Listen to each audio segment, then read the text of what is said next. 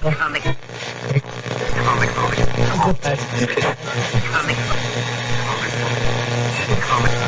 Comic book. Hello, everybody. Welcome to Comic Book Radio. I'm your host, Peter Cimetti. This is episode 113, and my guest tonight is Frankie Paul, the comic who loves comics. And I'm going to be talking comics with the comic who loves comics. It's going to be a fun show. A walk down memory lane, reminiscent about the comics of yore. And mine. I'll leave the jokes to Frankie. Devil Flyer, what's up? Thank you for being here tonight. Hope you're doing well. Ara Galanian in the house. What's up, Ara? Thank you for being here. Wayne, appreciate it. Manny Cornejo in the chat as well. What's up, Manny?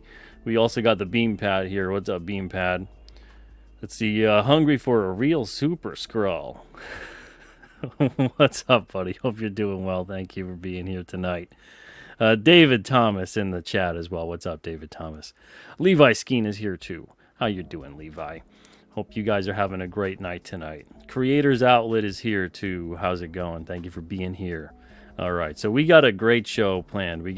I got a stack of books to talk about and show. So does Frankie. It's going to be a fun conversation, and maybe you guys have a bunch of these as well. I'm sure that probably most of you do.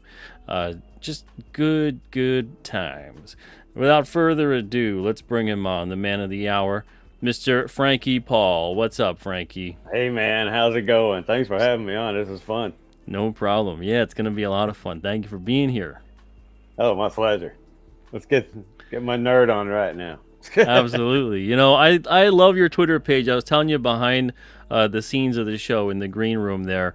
It's just like this beacon of positivity and fun, and it gets me all in love with comics every single time I see it, and you post such good stuff, and man, Thanks, man. how do you I do love it? doing that. That's all I care about. That's all I want people to see on my posts are things that we enjoyed back in the day and what we enjoy now. Just comic books and action figures, nerd stuff. There's no drama. It's a dramaless thing. I mean, there's a really good group of comic book fans on Twitter or X or whatever you want to call it, and it's always positive and tight. Even people that come in and make a comment that they don't like something, they still do it in a way like, I hope I didn't offend anybody. I just don't dig it. But That's awesome, it's a real man. That you fun, positive place to be. That's great that you put out such a positive vibe out there, and you're getting that positivity coming back at you. That's awesome, man. It is. We love it. I post a lot of old stuff, and the old guys get into it, and the young guys look back on it, going, "Wow, it must have been a great time back then when nobody really cared about making sure your comic book was pristine." Till I was probably 20 years into it.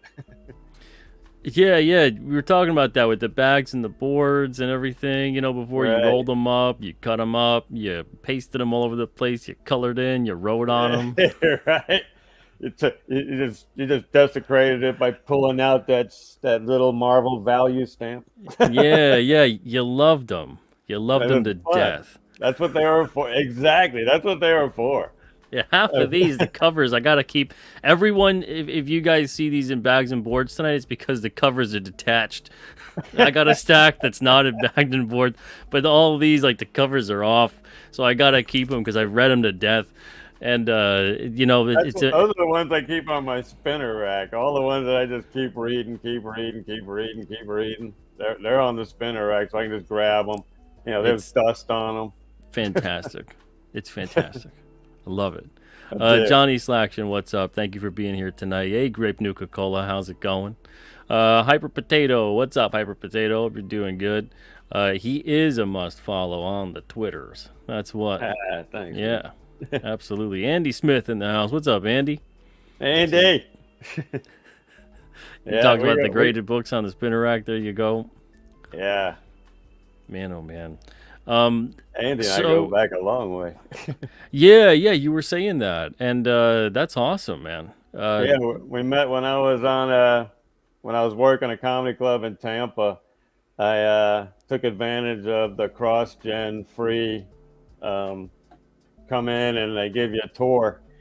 and you get to go into the CrossGen studios, and I met all the artists and everything, and all the writers, and I gave them an open ticket to come to the show, and Andrew was one of the guys that came to the comedy show, and we've been friends ever since.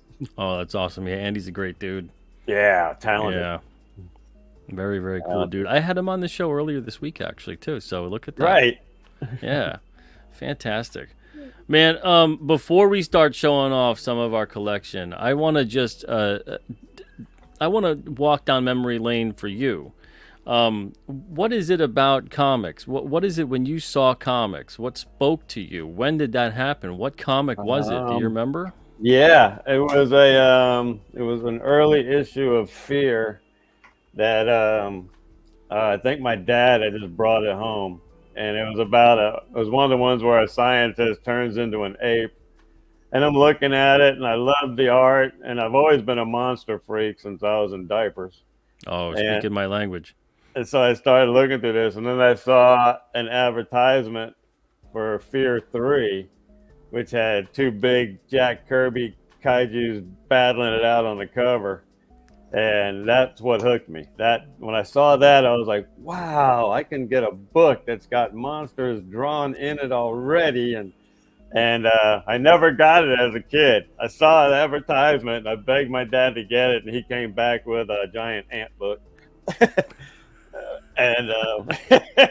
But he tried, man, and he pulled it out of his pocket. I have it now, but Nice.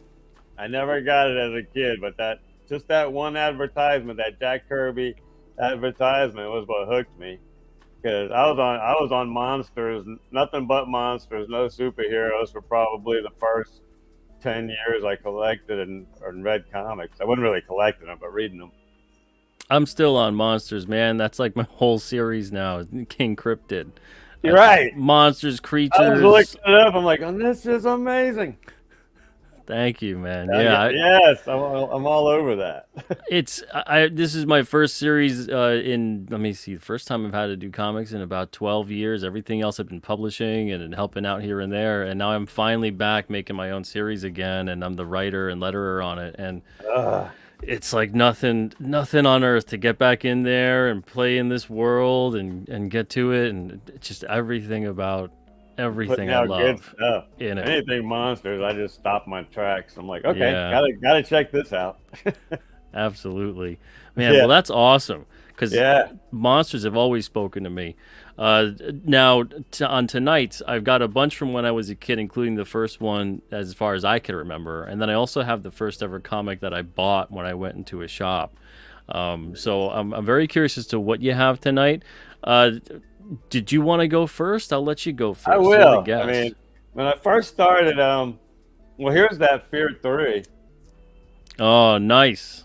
I'm gonna That's put you that full one. screen for that. That's the kaiju thing I saw in an advertisement in another book, and I was like, I'm hooked for life. I'm Look at hooked for that. life. It's beauty. That is a beauty. I was hooked for life after that, because we didn't have comic shops until, I started buying comics in probably 72, buying them on my own at 7-Elevens and stuff. I had to ride my bike. It was probably 1980 before we had our own shop. Yeah, it was predominantly newsstands and convenience stores, Newsstands. grocery stores, spinner racks all over the place, and yeah. I used to get hooked up in the neighborhood hospital spinner rack at the gift shop. It was within biking distance, and I'd ride my bike to the hospital and hook up on comics there. That's awesome. I passed like a convenience store that was when I would walk home from school or ride my bike from school, and they had a rack all the time. And sometimes they would get in stuff that was way older than what should have been. I mean, this is like probably we're talking like 92, 93, but they would get stuff sometime in the late 70s. And I'm like, I don't know what that was about, but either way, I was like, all right. Yeah, if it's on And the they're rack, selling them cover you're like, price. Wow. So it was like some 30-cent book. I was like, okay. Yeah, you jumped on that. It's like I can get what 5 of these for what I can get Spawn 2 for. yeah, and eventually, after 2 Both. years, they stopped having the spinner rack. But while it was there, it was like a tiny little gold mine. I was like, That would be a I'm not gold telling mine. anyone about this. They just have novels. They don't have comics there. Don't go. Yeah. It's like this really nice older, probably a couple, probably in their late 70s, from what I could remember, and yeah, they had sometimes trading cards and baseball cards, that kind of a deal. But then they also Right. had that spinner rack, and man, that was just like, I don't know if they were selling their kids comics on them or something like that. They just That's what it Uh, kind of felt like, because I don't know how else they would have got them, and right. Unless they hit the flea markets or something. yeah, but it was great. Oh, All that right. would be awesome. So right, so this was my first one, was Spectacular Spider-Man 138, and you can see my mom wrote my name on it. I Hey, that's colored better in, than throwing it away. At least you said, "Hey, this belongs to my son." yeah, I colored in Spidey's eyes. I got Tarantula's face in there, Cap's face. I'm like coloring in all the whatever all over the place, and there's a bunch more colored inside the book. But this one, That's it's completely disconnected, and like cover's torn and whatever. I bought like a good condition right. just to And have, but just have I'm fun never with getting it. rid of this guy. That's for sure. Right. That goes in your sentimental pile. Yeah. These were the first things I was getting. I mean, I got lucky. I got this off the rack. Frankenstein 1. Get that thing to where y'all can see it. Oh, That's a whoa, movie. wow, That's man. back then. Mike Plug was drawing everything, and they were sweet. Got that. This was the one that I liked the most because I got it off the rack. It was like the first one I got, and then Wow, I man. started finding the older ones at like bookstores in the neighborhood and stuff. That is great. And then it had a perfect second part that I never did find. That was the hardest part about when you were a kid. At 7-Eleven, it was so random. You'd get the first part of a comic book when you were 10, and you got the second part when you were 24. Yeah, yeah. Just the luck of the You draw just never sometimes. found it back then. I just Totally. thumbed through. Oh, a werewolf book. Let's get that. And I was a big Man Thing guy. I always went and did the Man Thing. It was my first issue of Man Thing. Nice. Always Wow. did that. This was my first one. That's the first one I got off the rack. Was 5, the classic clown one. That was also reprinted in the old Power record sets back in the late 70s. It was a Oh comic. yeah, the book and record. Yeah. Yeah, came with a 45. Had all the monster ones. They were really cool. And Oh I was a big man. Werewolf by Night fan too. Oh man. There's my Man, you werewolf. got all like the classic Marvel monsters. Yeah, I did. There's my first werewolf appearance. Wow. I got all of these back in the day. Like, I got this in what? It says 1995. I bought it. I got that first one for $9. So those are my favorites. Those are my Holy favorites from smokes. back in the monster days. And this book is special to me because this is what gave me the transition from monsters to superheroes. 'Cause I didn't really care about superheroes. It was all monsters. And then I saw this on the rack, a giant size Spider-Man 5 where he was a Man Thing. I'm like, oh, cool, a Man Thing book. And I pick it up, and then I learn about Spider-Man. I already knew about Spider-Man, but I didn't collect them. And then Like, as soon what's as he this, doing in my monster book? yeah, I was like, man, that might be good. Maybe he'll burn him. and I, then I fell in with superheroes right after that book. Wow. Look at that. Yeah, That's how you do it, though. You know? the That's how you do it. transition. You put those characters in there, and yeah, they guest Yep. star, and then you're like, oh, what's that? That's You what was know? great about the old Marvel team ups, Marvel premieres, because once you're into Spider-Man, then they would team him up with all these obscure characters that you didn't know about. Yeah. And like he'd be Actually, teamed up with the Vision, and suddenly you're an Avengers guy. that reminds me of these books that I've got. And this isn't a DC book, even though it's DC. It was from, what is this here? This is Whitman. This was Uh-oh. like one of these promo books. It's supposed to be Brave and the Bold, but it's Whitman Oh, check it promo. out, a Whitman variant one. Yeah, and it's I love these as a kid, Brave and the Bold, with that team Right, up 'cause aspect. Right, that's the Marvel team up of DC. They use their best character, Batman, and here's a bunch of Yeah. people you never heard of. Here's one with Green Lantern. Right. That's awesome. Those are And, sweet. yeah, and then I loved this as a kid too. World's Finest. I really love the hell out of this issue. And like I said, all these are bagged and boarded because the covers are like one staple or both staples They're both done and unhinged. centerfold is out.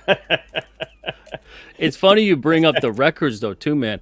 Because what's really interesting, I don't know if anyone's gonna be interested, but for me, I was really interested as a kid. I loved all those records they had that weren't just the book and record, but they also just had this like stories and plots and on the record.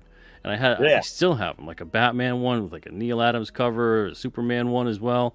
And they were whole albums, right? The ones Yeah. we were talking about. Yeah, those were neat. When I was 5, Spider-Man was at Caldor, and he was signing whatever, right? And he had a stack of issues that he was signing, but he'd sign an item as well if you brought one to him. And this was a great Spider-Man suit. And the dude was like, he was doing Spider-Man poses all day. He was on the chair and everything. And there's like a little Polaroid of me as like a 5-year-old with Spidey, and he signed my record. And he was like, best wishes from Spider-Man, your friendly neighborhood Spider-Man. He wrote that on the record, and I should have brought that over here to show it tonight.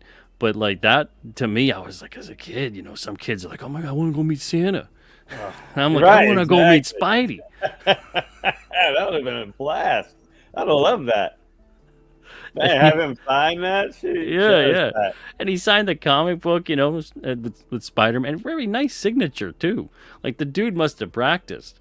And he's educated. Yeah, And there was a line, man. There was a line around the whole Caldor. I'd say at least 200-something people in line, all these little kids and their parents or whatever, waiting to go meet Spider-Man. What year is that? That was probably like 89, 90. That's awesome. Yeah, it was great. What a feeling. Yeah. I never got to do that. I remember one time when I was at MegaCon and carried my son. We were trying to get George Perez's signature. And it's 2001, and he's 8. We're in line for like 2 hours or so, and he's just dreading the whole dang thing. And we're like the last 5 people in line, and George looks at my son, and he looks at everybody else, and we're all just dragging. He goes, "Y'all been waiting forever. Y'all deserve more than a signature." So we did a sketch for everybody. Oh no way! I gotta full screen this. Back in 2001. My son's name is Dylan, so since basically the face on my son was the reason he decided to do this, I let my son pick the character. Wow. So he went, "I want Captain America," so that's who we got. That's great. Yeah, it was really cool. What a sweet guy. Yeah, Lion Mill Caldor. Haven't heard that name in a long time, yeah.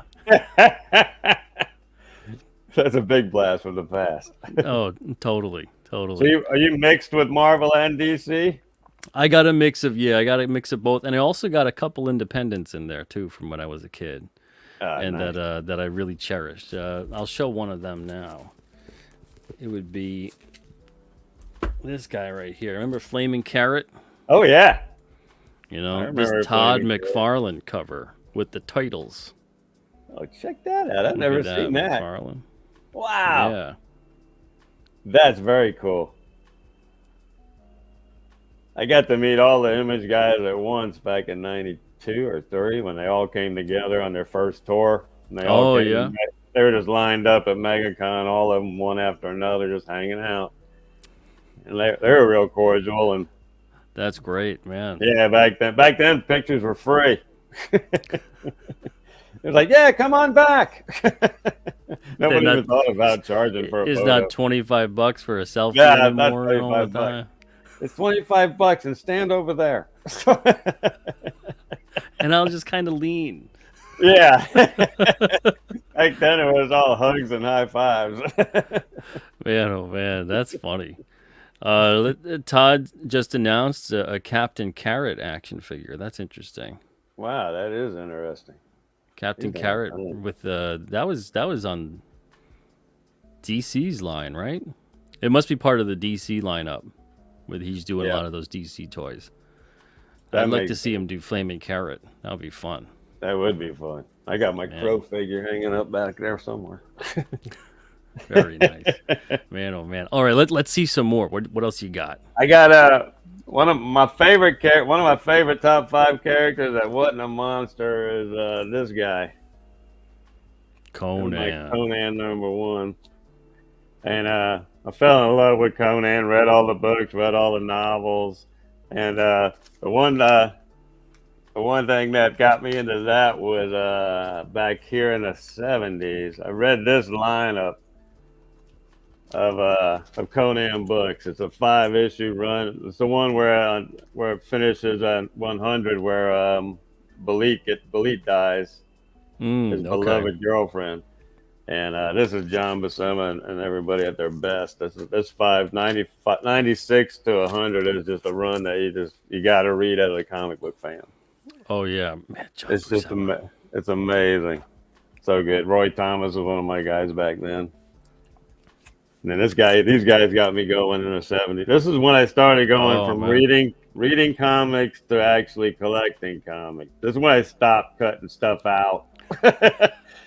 I was like 14. It's like 77. I was like 14 at this point. And I got this one off the rack. And I was like, oh, back to monsters we go. So I got me some. Great. Yeah, so Godzilla is one of my favorite characters. And this book I got about that same point because Nova was hot. And so this was a really good story, 2-part story here with Spider-Man and Nova that concludes in Nova 12, which is another story of getting the first part and not getting the second part until I was in my 30s. And then finally getting to read the whole thing. But it was nice, man. It was a great book. Ross Andrew do that. Those are my fun ones in the 70s. And then I got different runs that I think are really good that people should read. If anybody's looking for stuff, this is a Fantastic Four run, 195. I got a lot of these Fantastic Fours from this era, but 200 there is really good. It starts at 195. And it concludes here with 200 with Keith Pollard art, who's a really good artist, and a great Doctor Doom battle. I don't know if you're into Doctor Doom at all. Oh man, yeah. There's absolutely. a monster battle in this thing. It's just so good. This is one of the ones that I posted about those for dudes that were in their 20s and 30s. I hadn't read them, and I was like, these are the ones. What can I read that's old? And I'm like, go get this, and everybody really likes them. Go get this. It's affordable. This is another run that's good. It's a Marvel 2-in-1 run. Oh man, Deadlock, and George Perez is drawing these. The Quasar Project. That's a badass read right there. With great art, good writing, good stories. It's just good stuff. That's great. Look at it now. It runs from like 54 up to 59, or there's 53, up to 58, I guess. So you can pick these up. You can get some good reader copies out of the $1 box of those and have a really great time with those. Holy smoke! Seriously, $1? Yeah. You can go get beat up ones. Yeah. These aren't $1, but I mean, even the high grade ones you could probably get for under $10 a piece. Wow. Can you go back to the Fantastic Four ones you had and just flip through those? I want to see some of those. I think I've got one or two from that. Not run, but right. It starts right here with like 195. That's great. Yeah, I got a pair of those for some reason. And then there's the next issue there.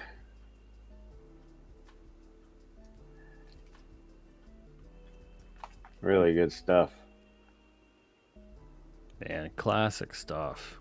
It is. It's really good stuff. And like I said, it's super affordable. There's a pissed off Doom for you. Anytime I see Fantastic Four with Doom on the cover, I pick it up. Yeah, it's always going to be good. It is, and then it concludes with that 200. Wow. That's awesome, man. That is the beam there.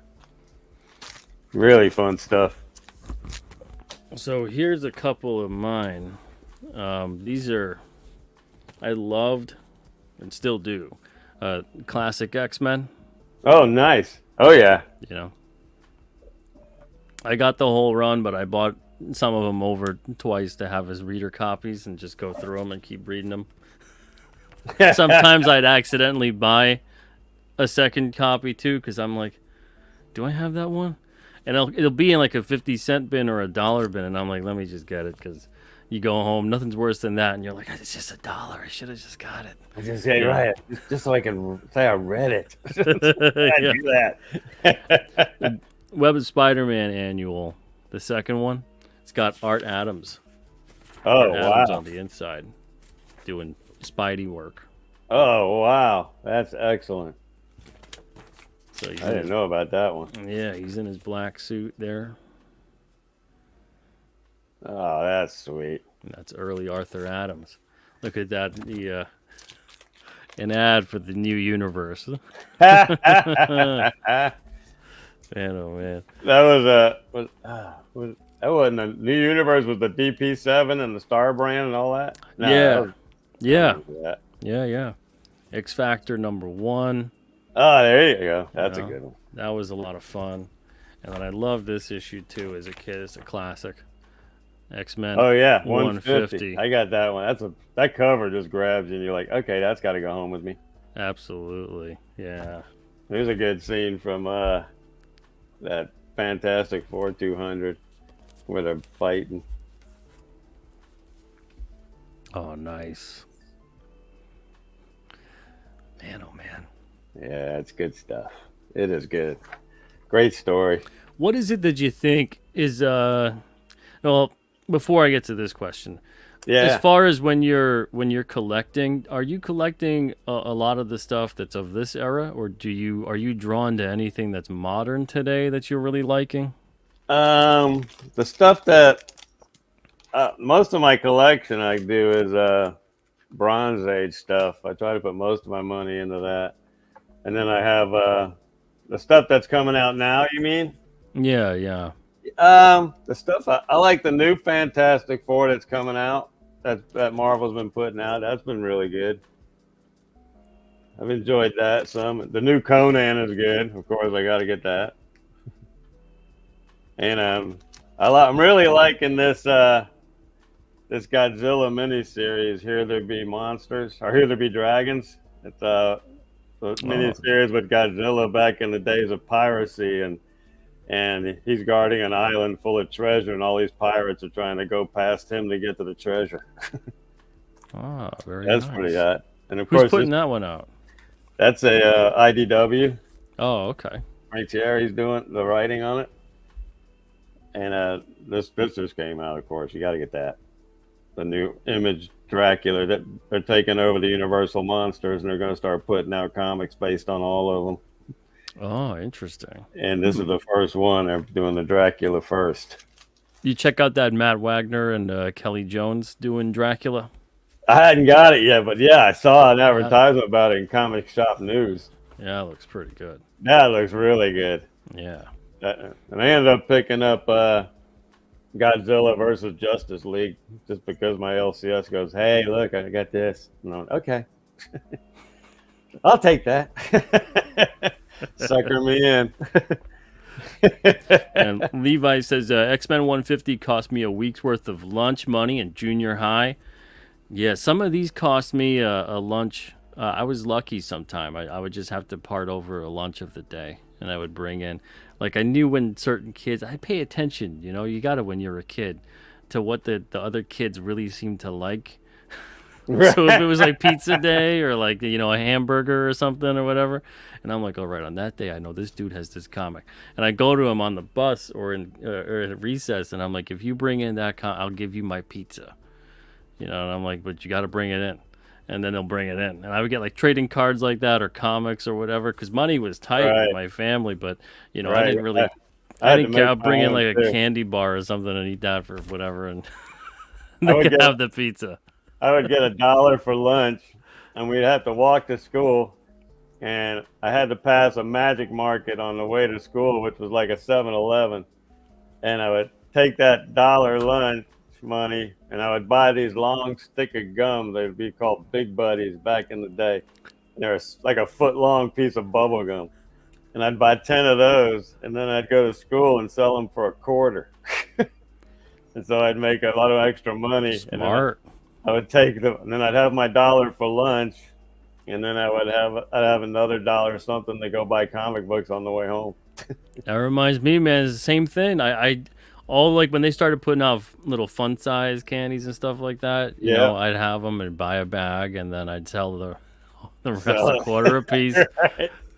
You know, you make rip off the sections and sell them separate. Right? Yeah. You make like 4 or 5 times your money. Right. You know, and it's a pretty good deal. You get a piece of candy, 25 cents. You know. Right. Yeah. Exactly. When you're in school, you're desperate. Exactly. You got to be entrepreneurial. You should. If you want comics, I had to be in our family. That's for sure. You want comics, you get money. Okay. Exactly. You know, because it's kind of like you're on a fixed income when you're a kid for the most part. Oh yeah. And you know, you got to figure something out. Yeah. When I was a kid, it was $5 to mow a lawn. That's what you got. Exactly. You know, you got to turn that into more. Right. Speaking of classic X-Men and Art Adams as well, here's another favorite of mine. Love this issue. This, of course, classic X-Men is reprinting, and then you got the back cover of the original. Oh, sweet. Oh, that's very cool. But yeah, beautiful cover there with Magneto and the other X-Men, and of course, great stuff on the inside too. Man, Claremont and Byrne. Right. Nothing. Those guys were just on fire back then. They were selling those X-Men. Speaking of little gems you found when you were young, there was a bookstore that 2 old ladies had that was downtown, and they had a couple of boxes of comics in the back, and just about everything they had was $1. And I got X-Men '94 out of that. Whoa. Wow. Yeah, it was like 1980 something, like 80, 81. And they had it in there. Man. They had a bunch of good things in there. Are there any comics ever that you either regret not getting at the time? Yes. Oh God. Dude. The worst one was at an early MegaCon. Had to be in early 90s, but all I had was like $50 for the whole day. That's all I had to spend the whole day. And this dude had a Hulk 181 that was probably a 7075 that he was willing to let go for $30. And I walked away and came back 1 minute later and it was gone. I never walked away after that. Oh man. I'm like, I don't care. I never second guess myself. What is that? I don't care. $150 for that Logan's Run 3? I'll take it. I'll regret walking away. That reminds me, man, I saw that exact same issue when I was a kid. That was the first issue I can remember seeing it being priced at a very high price, and I was like, why? Right? And I was maybe 8, and I was in the shop. It was Heroes World. Remember Heroes World, the chain Marvel bought, right? And so we had a Heroes World by me, which my mom for 2 years didn't want me to go to and was confused as to why, because she thought it was a sub shop. And she's like, why do you want to go there? They just sell sandwiches. And I'm like, oh, that's funny. Because she's reading Heroes World. And I'm just looking every time we drive by. I'm like, there's superheroes on the front of it. They got like, you know. Right. What are you talking about? They sell sandwiches. That's the gimmick to get you in there to get a sandwich. Yeah.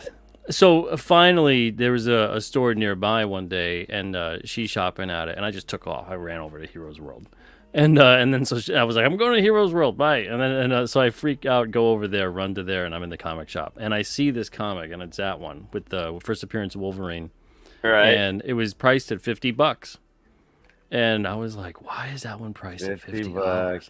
I remember thinking like, wow, that's crazy. You know, because usually the comics at that point in time, like $1.50 or so. Right. And, yeah, man. And you're I just could like, go what back. happened? Not that it would have happened anyway. Not that my mom or my dad or whoever would have been like, "Yeah, I'll get that for $50." But man, if only. Yeah, well, I think I was 7 or 8 and went to a tiny little con, and they had a Spider-Man 1 for $100, and it was probably, this is, I don't know, maybe 75 or 6, somewhere in there. It was $100, and I told my dad, I go, that's gonna be worth a lot of money. Can I? No, you can't have that. It'll be worth, no, it won't. That's trash. You don't need that. Worth $1 million now. Oh man, that's crazy. Yeah, they had Amazing Fantasy 15 for $250 at that shop. And it Right? looked like it was in pretty good shape. And I knew what that one was at that point in time when I saw Right. it. You know, Back then, that was a And- mint. That was yeah. a bunch of money back then. man, oh man. Yeah. Here's some art from one of those Werewolf by Night books that I got. I like this one when I was a kid because as much as I was into monsters, this Werewolf by Night had 3 werewolves in one story, and Werewolf by Night fought the other 2. And that was kind of neat. Here's some of the art from it. Tom Sutton. Oh, that's great. Just classic stuff. I like how they have a blonde one and a blue one and a brown one. They're even, they're This trying way to- you could tell them apart. you gotta be diverse. Yeah. You gotta. It was classic.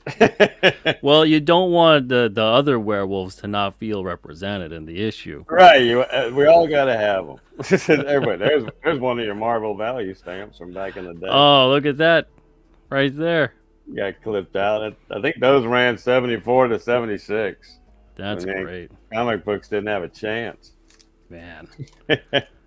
Holy smokes! Here's- Boy. Here's some of that George Perez stuff. This Marvel 2-in-1 here is nice. With Deathlock. Oh yeah. That's a good book. Got thunder in it.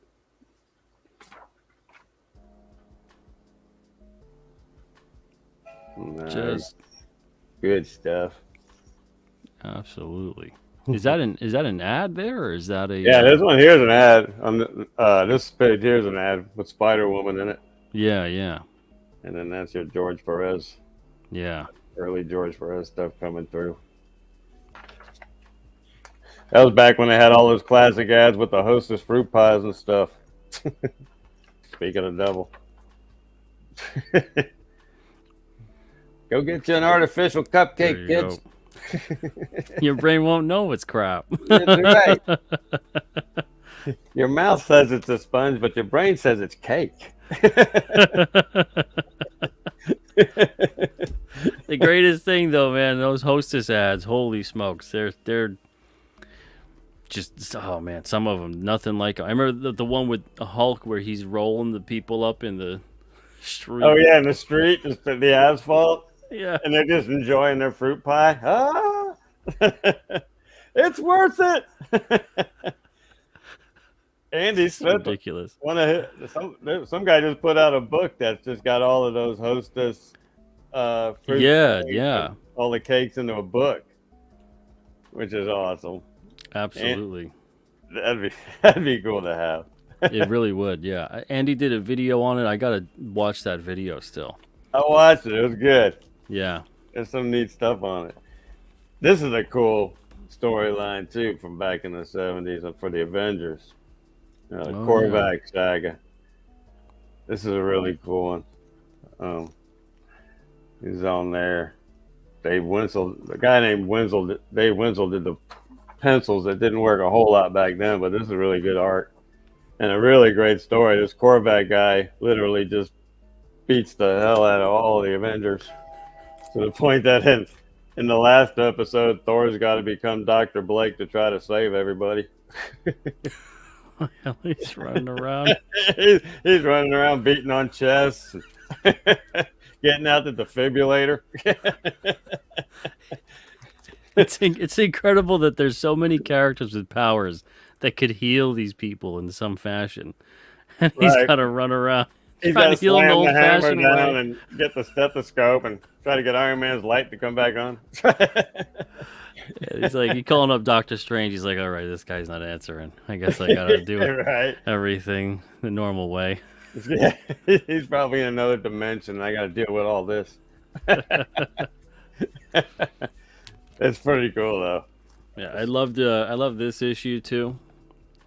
Oh, that's Uncanny 162 with that's the classic. Brood, Wolverine.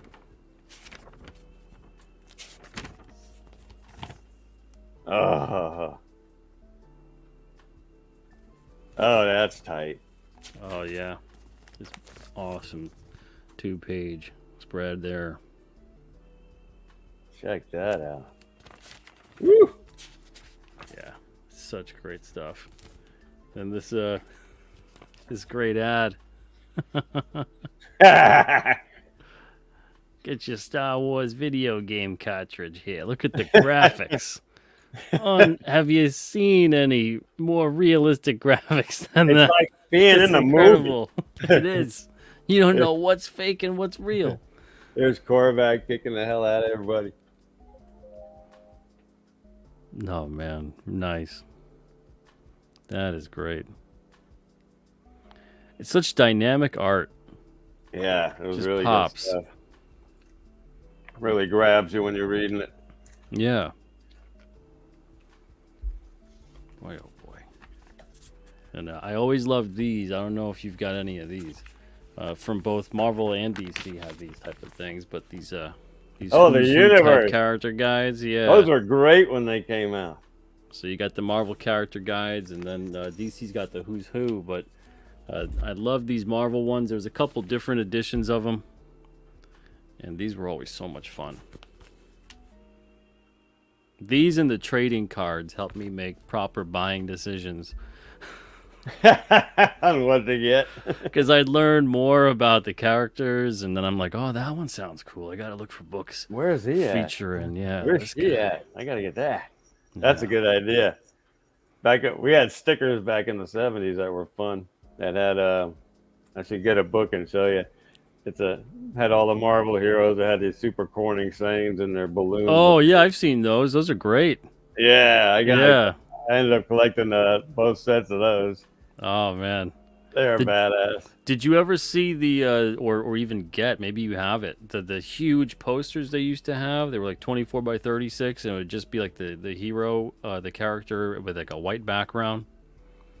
Did you ever see those? As a poster? Yeah. Or as a sticker? They're like worth hundreds now, but they were like $5 back in, Back if you in just the mailed day. it away. Yeah. I got one sheet that came out in the 70s that's got like it's got all the characters on it, but they're stickers, but they're big stickers. So you have the character, and then there's like a circle behind it with the color on it. And some of them are about that high, and then they got them small enough to put on your notebook or lunchbox.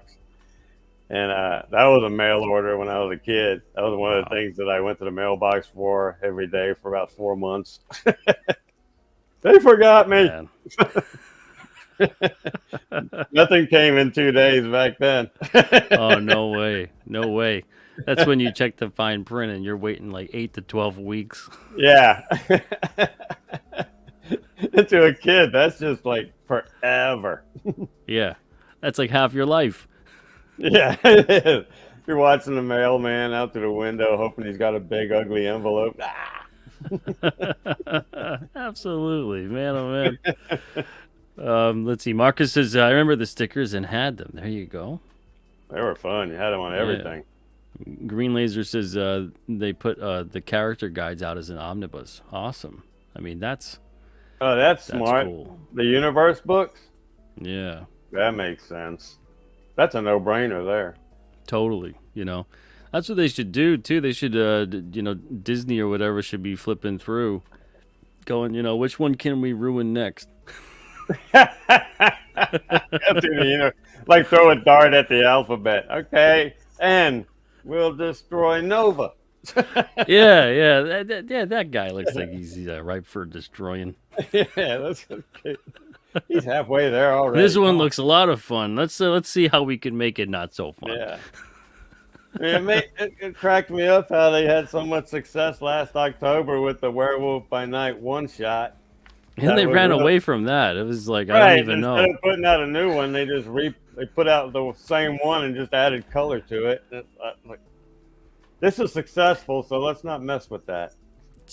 Strange. It's like they didn't think it was supposed to be received as well as it was, I guess, and Right. that kind of Threw 'em made them off. go, huh?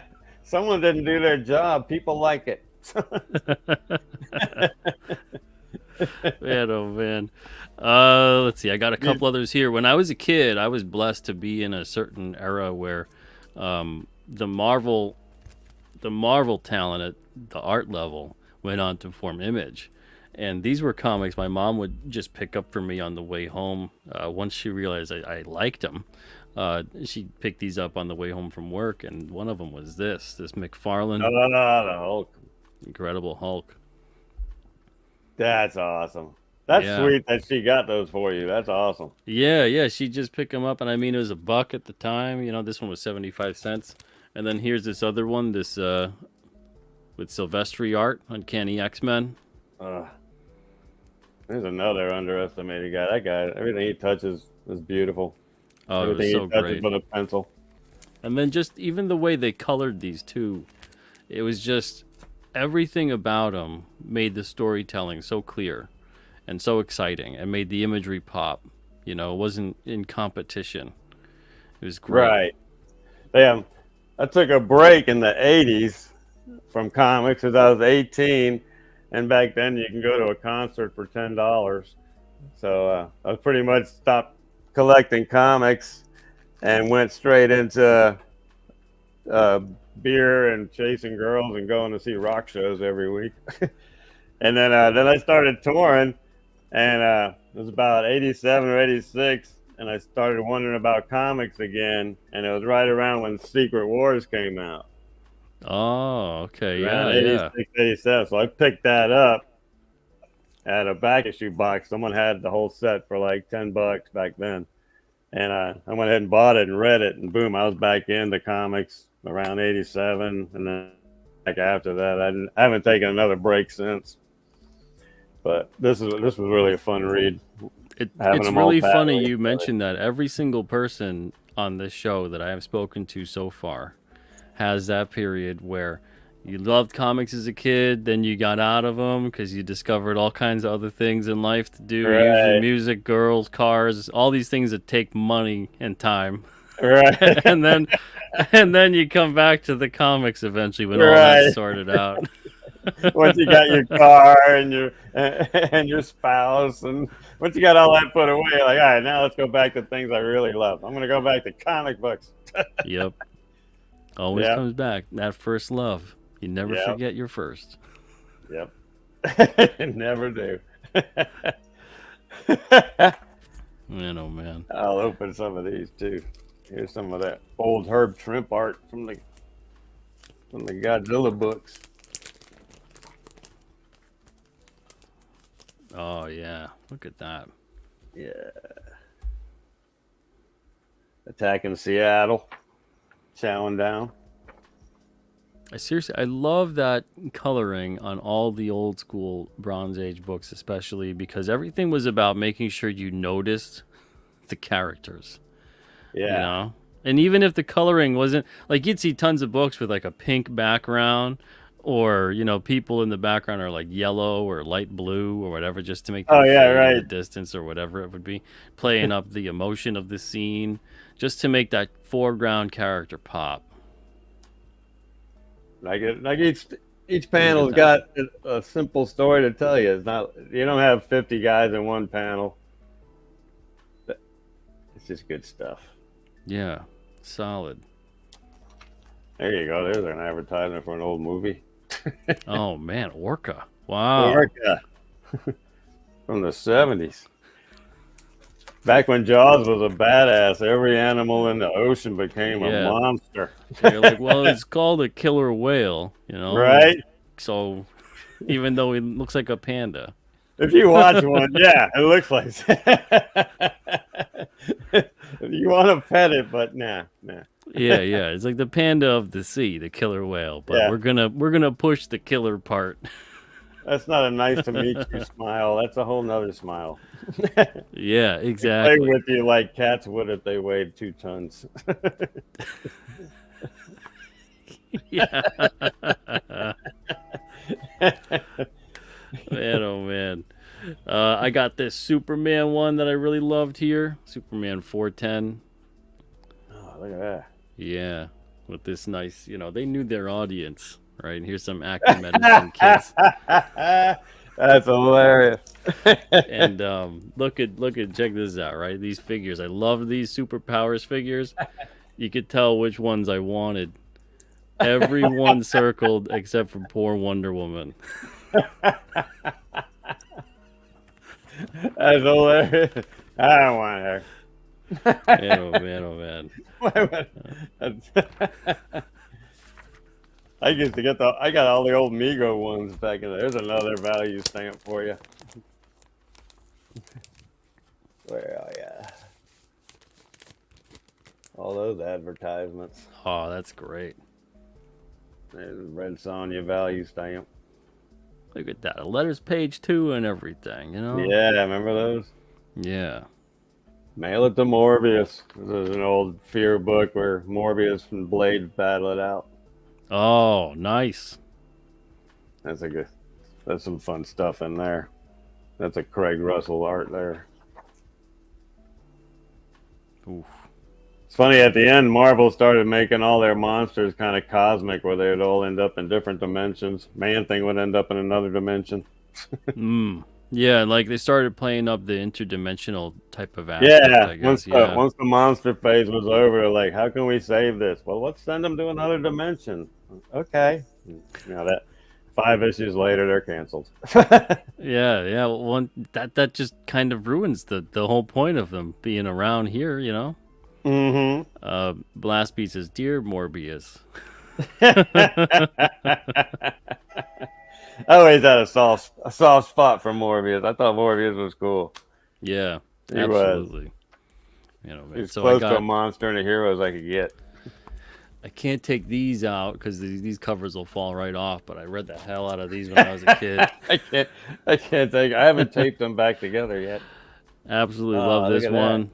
Detective Comics with the Joker. Batman's caught in this gigantic. It almost felt like an X-Men when they face Arcade. This is how this issue kind of felt, where he was in this giant kind of funhouse toy room sort of thing that wanted to kill him with all these traps and pranks from the Joker. And then these are a bunch of Batman books. It was great with this. Look at that. Yeah. The covers were still so great. Oh, yeah. This magician that's running around killing people. And this one I always loved as a kid. He's like, "You murdered my husband, Batman." And Batman's just kind of like, "Yeah, whatever. Hey, I'll shoot you too if you don't just shut up." You might. I got 5 of these left. Right? There you go. It's the explosive story of the only man Batman ever killed. Oh my God! It's not really Batman. And this dude too. Check that dude out. Oh, that's badass. I love that. Yeah, loved these as a kid. Read them over and over again. This was a fun series as a kid. The old Micronauts. Oh man, this was a lot of fun. Yeah, but back they when came from inner space. Yeah, Marvel would try to. Marvel was banging on some toy lines.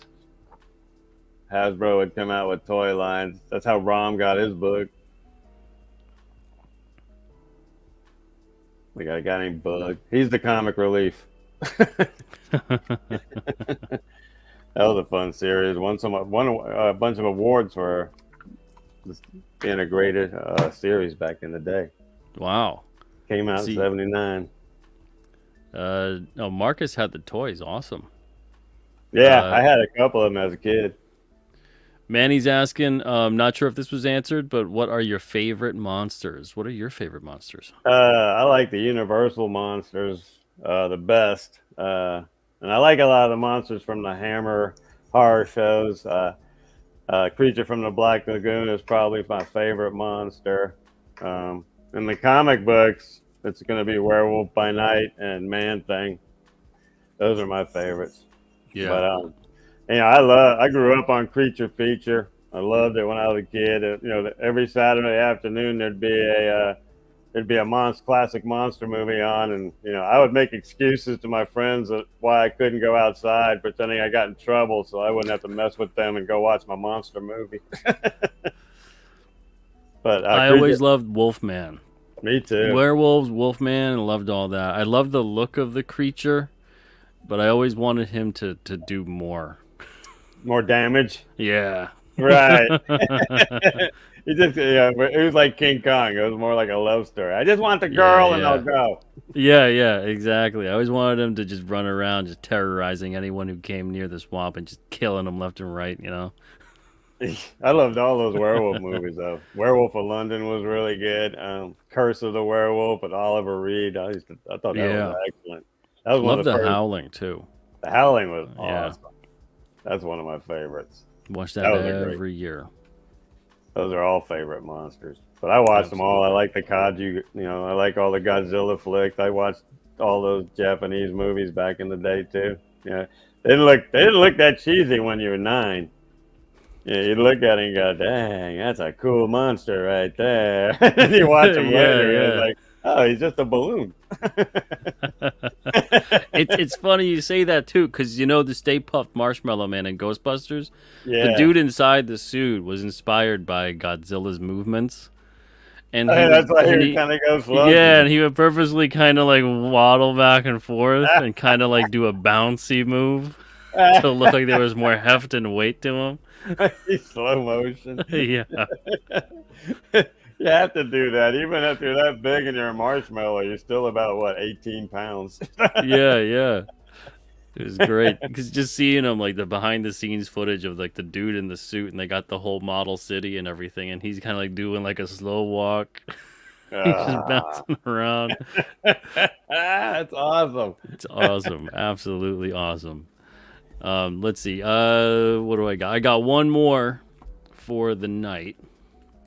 We got about a minute before the hour. And mine is the first ever comic I bought when I went to the shop.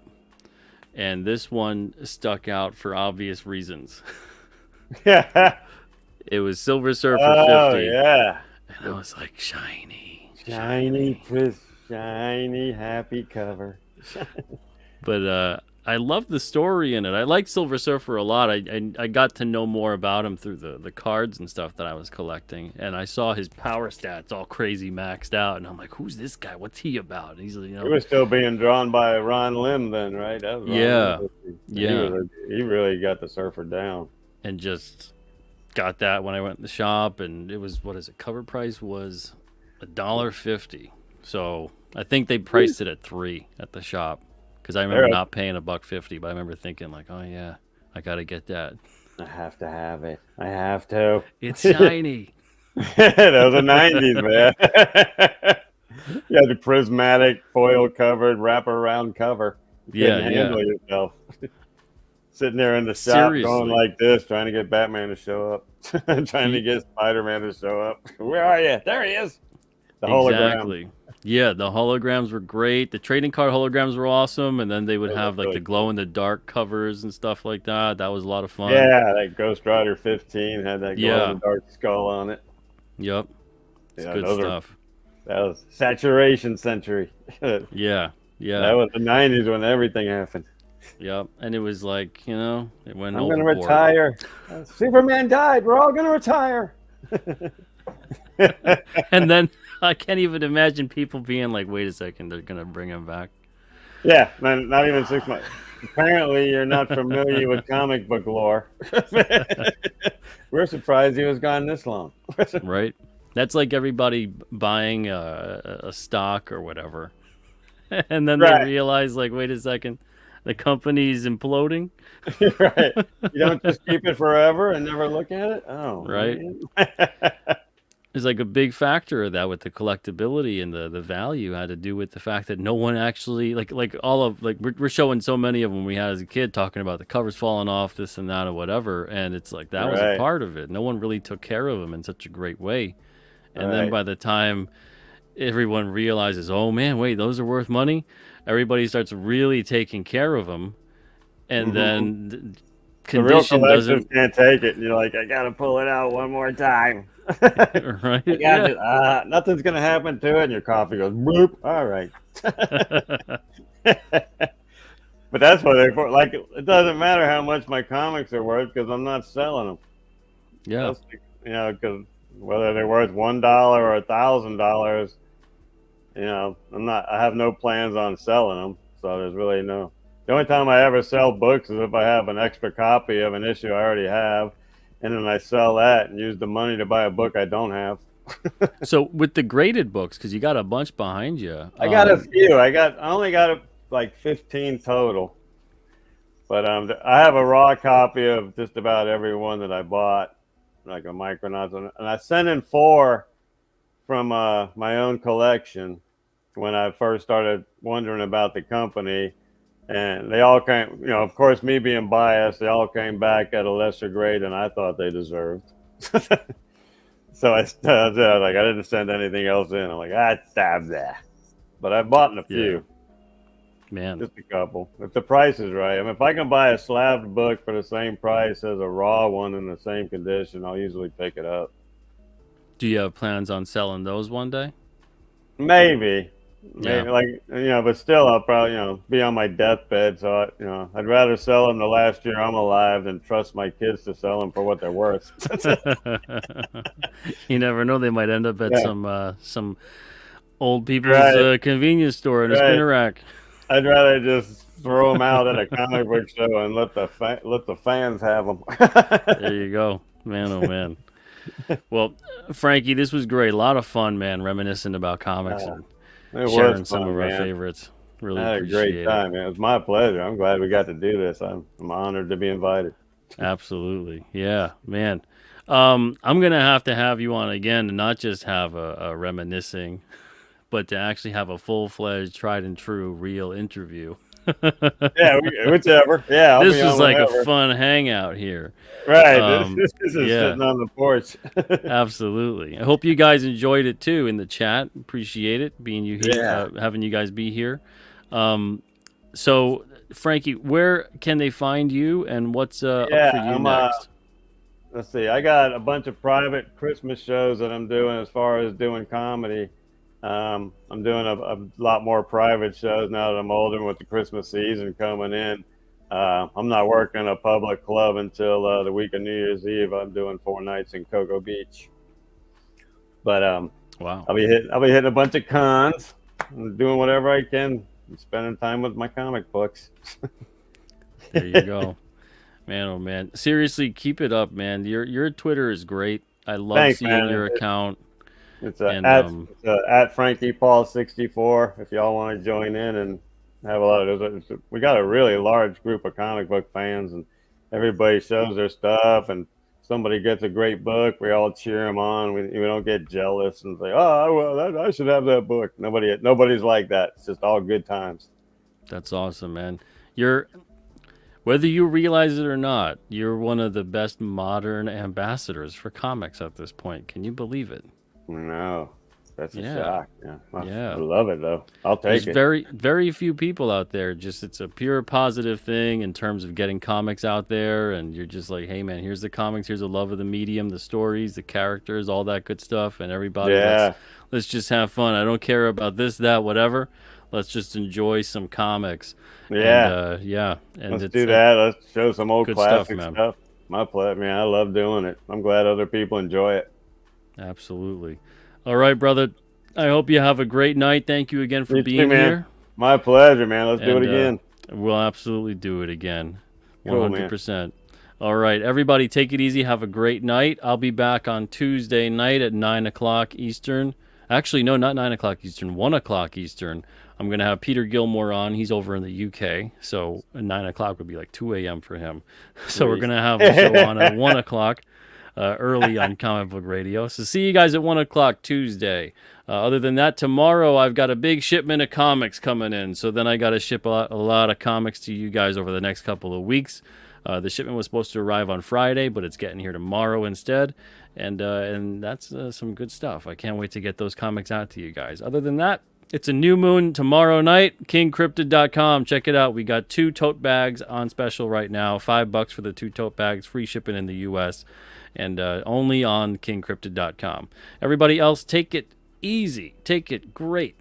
Enjoy your comics. Love your comics. Spread the word of your comics. Follow Frankie on Twitter, FrankiePaul64.